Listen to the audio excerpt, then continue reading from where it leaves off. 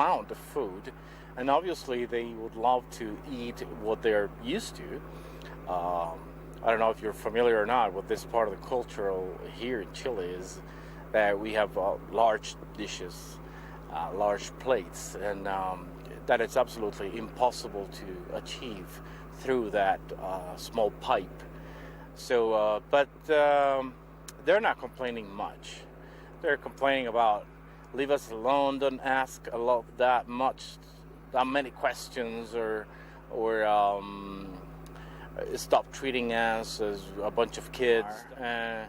But that is a very good sign that their society is in a very good health. Are they afraid? The youngsters, the younger men down there, yes. Well, I believe they all are. Now, the difference is how you cope with that. But that's one of the beauties of this. The oldest are doing a great job advising and talking and conversing with the youngest, and they're holding on.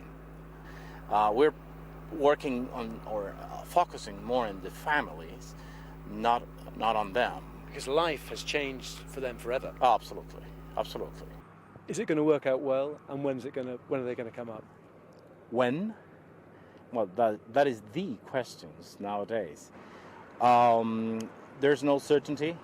There's no certainty because all three alternatives that are digging and drilling cannot assure a date. But we're working on the concept of that we might be having them on the surface within the next month. That was Andres Ilarina of the Chilean Navy, a medical expert, speaking there to Tim Wilcox. OK, the 1 o'clock news is coming up in a moment with Kate, but first let's look at the weather with Dan Corbett. And some of you might have woke up this morning, stepped to the outside and sort of looked at it and gone, ooh, gosh, quite a grey sort of day. It's a weather system that has eased in across the British Isles. It'll be with us through most of the day, so don't be surprised. It will be a grey and a damp day. If you manage some brighter skies, you are doing well, believe it or not. This is the massive cloud easing in. There's a low in the near continent. A few spots at least seeing some brighter skies, the far north and west of the British Isles, to the south and the west as well. Elsewhere, the cloud fairly thick, with bits and pieces of light rains and drizzle into a few spots, and maybe even the far south and east, something slightly drier and brighter. There's the brighter skies, the far north and west of Scotland. Elsewhere, some cloud, a few spots of light rains and drizzle. That's the case as well as we come down to parts of northern England. Maybe still some mists, perhaps some hill fog to places, but otherwise just keeping that cloud. And with that as well, the numbers through the afternoon struggle a bit. Some brighter skies working into parts of the southeast, elsewhere some cloud, and then we come down to the south and the west. Looking a little bit brighter here through the course of the afternoon, and finishing numbers 14, 15, maybe 16 or so to southwestern areas. Some cloud over Wales, there'll be some brighter skies, and maybe even further east you are, perhaps the odd spot of drizzle or so. Northern Ireland, into the afternoon, it shouldn't be too bad. The skies here should be reasonably dry and bright for the most part.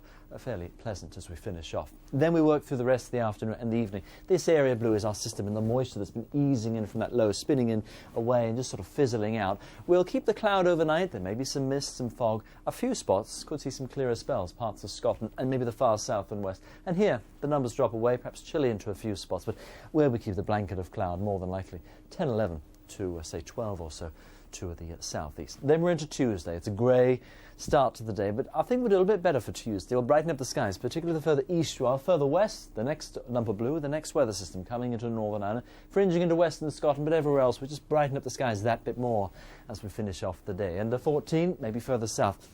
Maybe even a 20. Perhaps to southeasterners. This is the next weather system, this lump of blue here, with a good dollop of it as well, maybe 30, maybe even 40 or 50 millimetres of rain working into the western upslopes as it works through. See that darker area there? That'll come through the course of the day. Ahead of it, maybe a 17 or 18, good breeze behind it, something slightly drier working into Northern Ireland as we finish off the day, and temperatures here 15 or 16. That's the weather for now.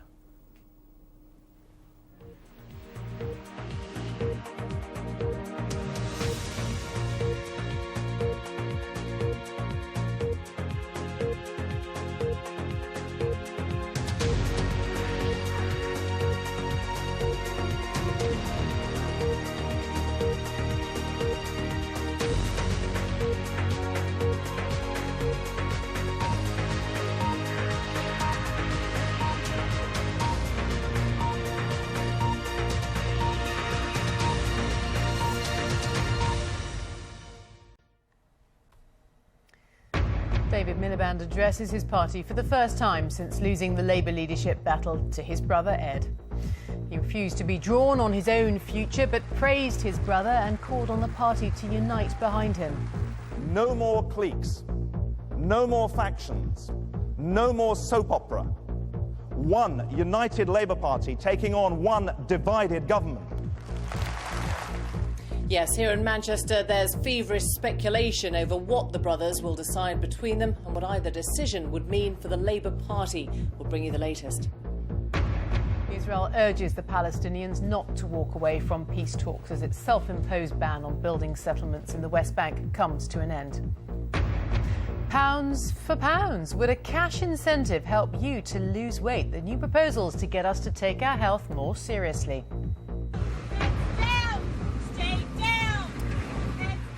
Not for the faint-hearted. A passenger captures the moment this plane was forced to make an emergency landing.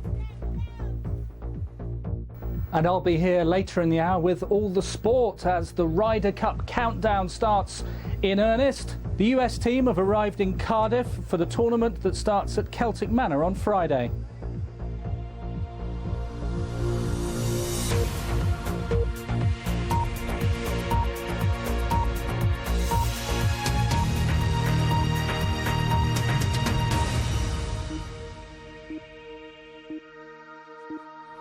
Hello, good afternoon. Welcome to the BBC News at 1. David Miliband, the defeated Labour leadership contender, has addressed the Labour Party conference in Manchester. He said he was honoured and humbled by the support he'd received from conference, but said it was time for the party to unite behind his brother Ed. Let's go live to the conference and Emily Maitlis, who's there and still refusing to speculate, Emily, on his own future.